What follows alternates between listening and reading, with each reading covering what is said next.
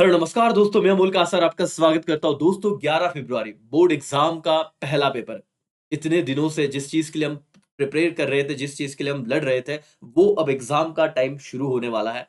उम्मीद है आपकी पढ़ाई हो चुकी होगी, लेकिन कितना भी कर लो टेंशन तो रहता ही है और ये स्टूडेंट लाइफ का सबसे इम्पोर्टेंट और बोलते हैं ना कि अनअवॉइडेबल पार्ट है कि वो टेंशन को कोई छूट नहीं सकता। हमें ये टेंशन आएगा कि सर नॉवेल सेक्शन याद नहीं आ रहा है, राइटिंग स्किल का क्या करें, ग्रामर में कुछ और आ गया, हमने किया है वो छोड़ के कुछ आ गया तो पैसेजेस कौन से आएँगे, पोएम में क्या करें, बहुत सारी चीज़ें क्योंकि इंग्लिश में लास्ट में ही लिया होता है। तो बट ऑब्वियस सी बात है कुछ बच्चों के लिए, जिन बच्चों ने अच्छे से कर लिया नो इश्यू बट बेटा याद रखो इस ओवरथिंकिंग से आपको दूर रहना है। कल का दिन बहुत ज़्यादा क्रूशियल होगा, अपने प्रेज़ेंट में रह के पढ़ाई पे फ़ोकस करके आगे बढ़ो। 11 तारीख को 11 बजे आपके हाथ में पेपर आएगा, राइट? और आपको बस स्पीड मेंटेन करना है बस, ज़्यादा आप सोचना नहीं क्योंकि क्या होता है बहुत बार जब हम ओवरथिंकिंग करते हैं ना तो हमें लगता है कि नोवेल सबका सब अभी याद आना चाहिए, ठीक है? जबकि पढ़ा भी अभी है और फिर वो एकदम बर्डन हो जाता है। फिर वो नोवेल का, फिर वो पोएम सेक्शन, बहुत सारी चीज़ें, ग्रामर, राइटिंग स्किल, आपको इतना लोड मत नहीं लेना है। जब पेपर आएगा आपको पता है कि आपको कितना आ रहा है और मुझे एक चीज़ पता है कि ह हमारा हर एक स्टूडेंट 100 मार्क्स का लिख के आएगा।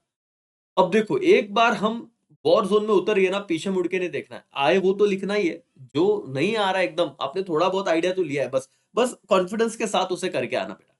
मैं एक चीज़ कहता हूँ, मार्क्स मिलते हैं कब? अगर आपने पेपर अटेम्प्ट किया है। मैक्सिमम पेपर अटेम्प्ट कीजिए। बहुत बार ऐसा देखा गया है कुछ गलतियाँ हो जाती है। ठीक है? पेपर जब बनता है तो पिछले 1 साल छोड़ के शायद से एक कुछ 2 से 3 मार्क्स की गलतियाँ हुई थी। जिन बच्चों ने वो क्वेश्चन अटेम्प्ट किए उन्हें वो 3 मार्क्स बोनस मिल गए।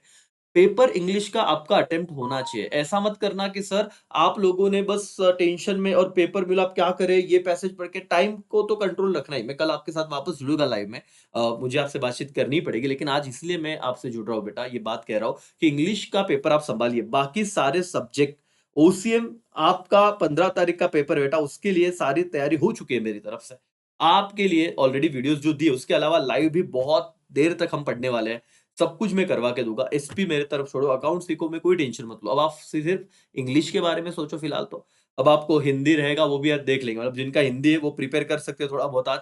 मराठी वालों ने उम्मीद है आपने कर लिया होगा। नहीं तो आपको 1 दिन छुट्टी है ही यहाँ पे। हिंदी वालों को नहीं है तो उस अकॉर्डिंग आप पढ़ना।